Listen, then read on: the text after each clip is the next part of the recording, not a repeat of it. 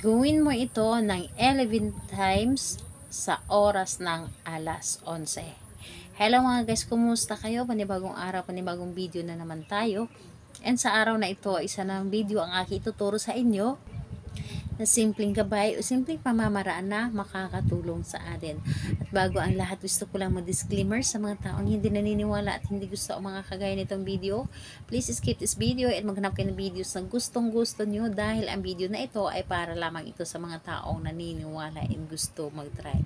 Sa lahat po ng mga nagko-comment dito sa aking video dito sa loob ng aking channel, mag-ingat sa lahat ng mga nagre-reply sa inyo na dinadala kayo sa kanilang WhatsApp, Nemo app upang makaiwas po tayo sa scam. Ngayon po ituturo ko sa inyo paano kayo hindi titigilan ng taong mahal ninyo na mahalin mo siya. Dahil ang taong ito ay mamahalin kanya na higit pa sa kanyang sarili. Mamahalin kanya na higit pa sa kanyang buhay. Ito ay pwedeng gawin sa parehas ng kasarian, babae ito babae, and lalaki ito lalaki. And syempre naman sa ating babae at lalaki na mag-partner. And ayun po, dito po is wala kang dapat na ihanda. Wala kang dapat na ihanda kundi ang sarili mo lang.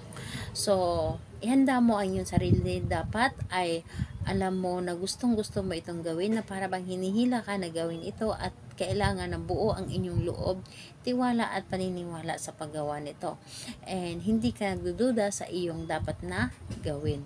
So, ayan po ang gagawin mo lamang, napakadali lamang. Sa oras ng alas 11.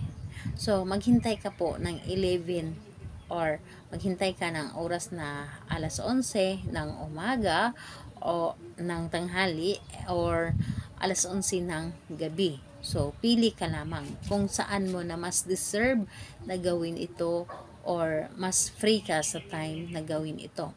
Basta oras ng alas 11.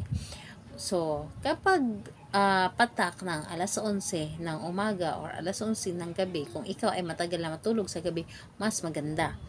Dahil mas maganda na gawin ito sa gabi dahil tahimik na ang paligid and mas mabilis kang mapapakinggan ng ating universe. So, ayun po. Kapag patak ng alas 11, ang gagawin mo lamang, sambitin mo lamang ng 11 times ang kanyang pangalan at apelyido. So, ganito po. Pangalan, apelyido, hindi mo ako titigilan hanggat hindi kita mamahalin. Mamahalin mo ako ng higit pa sa iyong sarili. So, ganun po. 11 times mo yun na sambitin ng paulit-ulit. Again po, hindi mo ako, or pangalan niya, apelyido, hindi mo ako titigilan at mamahalin mo ako or mamahalin kita at mamahalin mo ako na higit pa sa iyong sarili. So, kailangan na hindi ka kumulang at hindi ka sumobra. Again po, pangalan niya, apelyido, hindi mo ako titigilan hanggat hindi kita mamahalin at mamahalin mo ako na higit pa sa iyong sarili.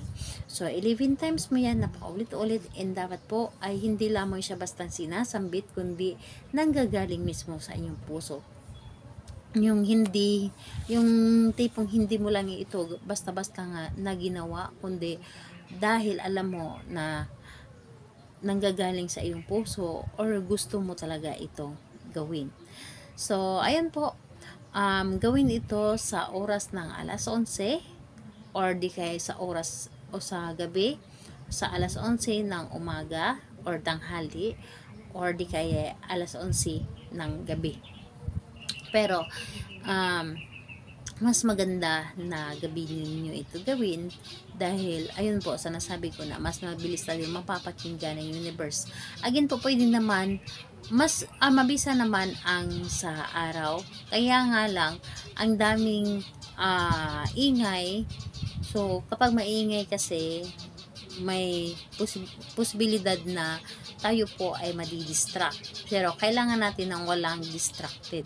So, kung maaari ay pumasok kayo sa loob ng inyong kwarto at hindi maingay at sobrang tahimik nito. Mas maganda po. So, ayun po, gawin ito sa kahit anong araw at oras. Gawin ito sa kahit anong araw, basta yung oras ay alas 11 lamang ng tanghali or alas 11 ng gabi. So, ayun po, 11 times mo po yun na gawin or asambitin yung kanyang pangalan at ang ating magic words. So, ayun, salamat po sa inyo. Bye bye everyone. God bless us all.